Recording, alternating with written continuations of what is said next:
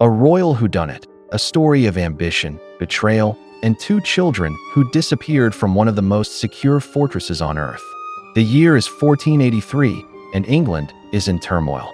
King Edward IV has died suddenly, leaving his 12-year-old son, also named Edward, as the heir to the throne. The young Edward V is a boy, not a man, and in the brutal world of 15th century politics, that makes him a target. His protector is his uncle Richard, Duke of Gloucester. Richard was his father's most loyal brother and a celebrated military commander, entrusted with safeguarding the young king. He intercepts the royal party on its way to London and brings the young king to the Tower of London, which was both a royal palace and a state prison. The official reason was to prepare for the coronation. Soon after, Richard convinces his widowed sister-in-law to let her younger son, 9-year-old Richard of Shrewsbury, Duke of York, join his brother in the Tower. This is where the official story starts to fall apart. An Italian friar named Dominic Mancini, who was in London at the time, reported that the two brothers were taken into the inner apartments of the Tower and then were seen less and less until they disappeared completely. While the boys were fading from public view, a political earthquake was shaking London. Richard's allies began to build a shocking public case that King Edward IV's marriage to the boys' mother had been false. This meant that their children, including the two princes, were illegitimate and had no claim to the throne. With the rightful heirs sidelined, the path was clear. The protector Richard, Duke of Gloucester, was crowned King Richard III. The boys were never seen again. Suspicion immediately fell on the man who had the most to gain from their disappearance, the new king. A rebellion even sprang up that autumn, initially aiming to restore the princes, which suggests many believed they were still alive and being held unjustly. But as the years passed, a darker narrative took hold, one solidified by Tudor historians after Richard III was killed in battle. The most famous account comes from Sir Thomas More, who wrote decades later that Richard III had ordered a loyal servant, Sir James Tyrrell, to murder the boys. According to More's history, Tyrrell confessed years later before his own execution in 1502, admitting he had instructed two men to smother the princes with their pillows as they slept. This version of events was famously dramatized by William Shakespeare, cementing Richard III's reputation for centuries as a monstrous, power-hungry tyrant. For hundreds of years, that was the story. The villain was clear. But is it the truth? Here's where the mystery gets complicated.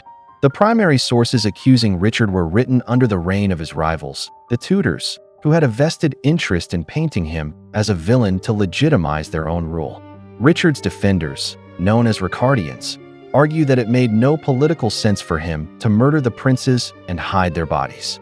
They believe that to truly secure his throne, he would have needed to prove their deaths publicly to crush any hope for rebellion. Killing them in secret only created a dangerous mystery that could be used against him. The case took a dramatic turn in 1674. Workmen at the Tower of London, digging at the base of a staircase, unearthed a wooden box containing the skeletons of two small children. Believed to be the long-lost princes, the remains were given a royal burial in Westminster Abbey by order of King Charles II. For many, this closed the book, but a 1933 examination of the bones was inconclusive, unable to definitively determine their age, sex, or cause of death. To this day, the remains haven't been re-examined with modern DNA technology, leaving a crucial piece of physical evidence in limbo. So if not Richard III, then who? Another figure sometimes suggested is Henry Stafford, the Duke of Buckingham. He was Richard's right-hand man, instrumental in his rise to power. But just months after Richard became king, Buckingham led a rebellion against him and was executed. Could Buckingham have murdered the princes on his own initiative, hoping to frame Richard and destabilize his reign?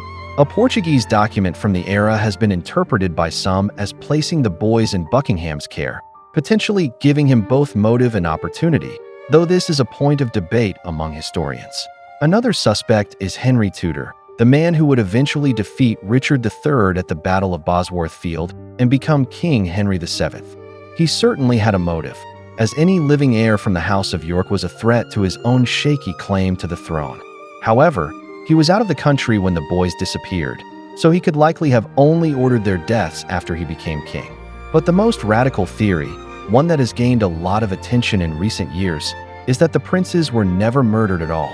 This is the focus of the Missing Princes Project, a historical cold case investigation led by Philippa Langley, the same historian who located Richard III's remains under a Leicester car park. Her team has scoured European archives, uncovering documents that they claim are proof of life. Their controversial research suggests there's no record from Richard III's reign of the boys' deaths, and that the murder story only began circulating after Henry Tudor invaded England. They've found letters and financial records from courts across Europe that they argue refer to the princes being alive long after they vanished. One document they point to, a receipt from a French archive in 1487, has led them to suggest the elder prince, Edward V, may have been leading a military force years after he was presumed dead. This theory recasts the two famous pretenders who later challenged Henry VII, Lambert Simnel and Perkin Warbeck, not as imposters, but possibly as the real princes trying to reclaim their birthright. This view, however, directly challenges the overwhelming historical consensus. Mainstream historians remain deeply skeptical of these claims, pointing out that the evidence is open to interpretation and not definitive proof. However, in late 2024, a different kind of clue surfaced that points the finger back toward Richard's circle. A registry copy of a will from 1516 was found in which a woman bequeaths her son a very specific item, a chain of office that belonged to young King Edward V. The woman was the sister-in-law of Sir James Tyrrell, the very man Thomas More accused of being the killer.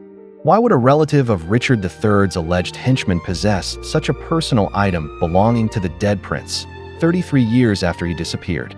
For some, that detail feels like a grim trophy. And so, the mystery endures. Were two young boys murdered in a cold stone tower on the orders of their ambitious uncle? Were they pawns in a deeper political game, killed by another powerful man? Or did they escape, living out their lives under new names, forever lost to history? The Tower of London holds its secrets tight, and the ghosts of the two princes refuse to go away. Gotta say, this is a tough one. Lots of suspects, few answers. If you have any ideas on who is responsible, leave me a comment. If you enjoyed this video, please consider giving it a like. It really helps more people see it.